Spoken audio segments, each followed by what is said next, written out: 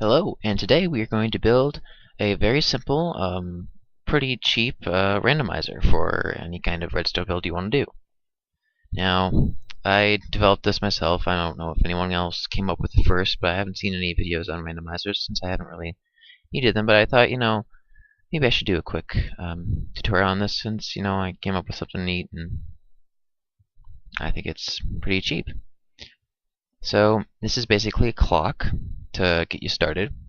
Actually, let's go over what this is doing first.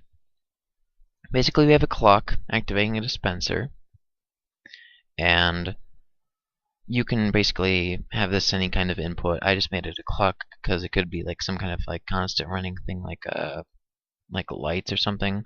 This piston is basically to show like a random output, and here's where the actual magic and real stuff happens. This dispenser launches some stuff into a hopper. Now, as you know, hoppers can have their inventories detected by comparators. And we can look into here. Sometimes there's potions, and sometimes there's cobblestone. Now, inside of a hopper, cobblestone and potions have a very different effect. See, potions can extend signal longer than cobble. Cobble can only emit one, and a water bottle can emit, I think that's 3, yeah. So basically, this is because the water bottle takes up more space on a thing. Because a water bottle can take up more space in a hopper because it cannot stack. But cobblestone can stack, so it takes up less space, therefore its signal has to be weaker for its logic to all work out and stuff. So that's basically the principle we use here for the randomizer, and basically it's based off the dispenser's randomness and the way what's in there at the time, because I got this at a loop where the hopper that's actually detecting the signal, and you could extend this signal with various other redstone methods. I got the hopper that's detecting the signal going into a chest, which is going into several droppers, which go back up to here. We've got some droppers which are feeding off the same signal from the clock, going up to the dispenser, feeding it back, getting a loop. So basically we can have this infinitely running more forever how long you're in the chunk, basically having that randomizer going, or you can have any kind of other input system like a lever or something, just a constant source to turn that on. Just flick that every once in a while. So yeah. But if you just do remember, when you do this, you can move this hopper away a little bit, because the signal from this will actually block the hopper from collecting items. That's why you can always turn down the signal a little bit. Use less repeaters. This spacing is essential. You need to have 4 blocks in between or if you're using the setup I am, you need at least 4 blocks between the clock and the other stuff. Because my clock uses the comparator, which takes up 1 space, so we need a repeater to enhance the strength of that signal to power both these these droppers here to put the stuff back into the dispenser. And we also need 1 more to put power into the dispenser block, or you can change this other ways to make it more for your spacing. But that's basic setup. If you want, I'll go do a quick build of it. It's not really that much to do. Just grab some dispensers. Yep, okay. Grab you. And then we just grab a building block of your choice. There. Make sure you have this block here, otherwise your items are going to go flying away. So we can actually build this. Let's grab a chest. Boom. Let's put the chest over here actually, and then this here. Now the dispenser shouldn't be able to drop the item right in front of it, because it's not a dropper. So we just power this real quick. Yeah, that should work. So then you have to run your clock up to it. For now, I'm just going to use a torch because we don't really have too much time here. So we're just going to put our torch. Yep, it's working. 1 second.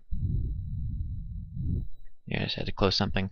So then, down here we can put in our dropper, and then we have to make sure that our hopper underneath the chest is facing the dropper. Then we can run, I guess I do need some redstone for this. Okay. I got one of those automatic things over there. Okay, 1 second. Okay. So basically that's transferring some of the power from the redstone up to the next dropper as well, giving us the ability to,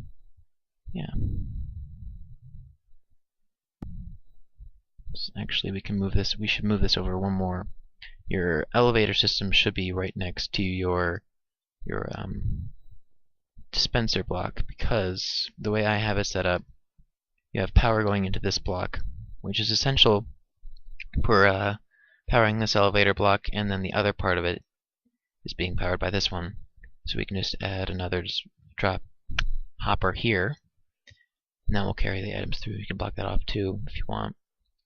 So basically we have our input, and we can just turn on a clock, and we can even stop our clock too. We can just go right here. Yep, and that can stop the cobblestone whatever hopper it's in, or you can stop the signal right here. Doesn't really matter where you stop it, but you can stop it just by putting a constant redstone signal anywhere on that input side. And then we've got the detection right here. Now it is very important that you only have 2 pieces of redstone here, and then you can have your carry-on wire.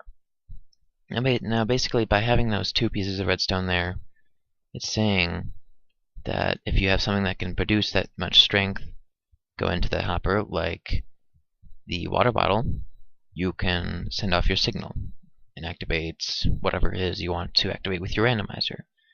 If it's not strong enough, then you don't get to do it, and that's what that is.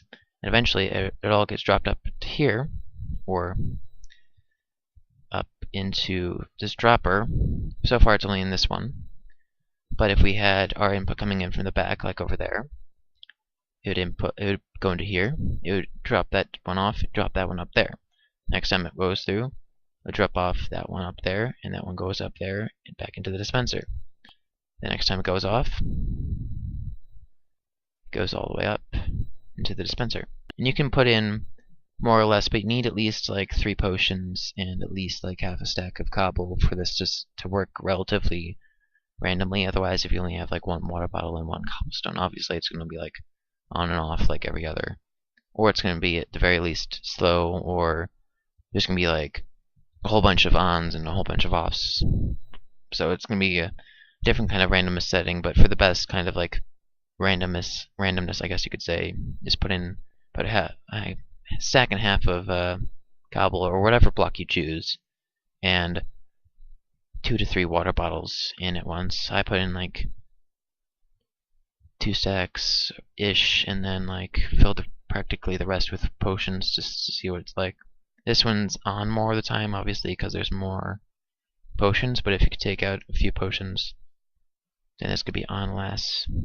So that's always good. And you can spread out your cobble too, but make sure it's spread evenly, so you can go like that if you wanted to. Make sure you have some open space if you're like setting this up halfway, because I've got this dropper hooked up to here, so it's going to keep on flowing upward if you don't stop it. So that's about it for this randomizer. Yeah. If you want to see more of these tutorials, or if you want to watch my FTB series, go ahead and subscribe. If you liked this tutorial, like it, and see more later. So yeah, that's all.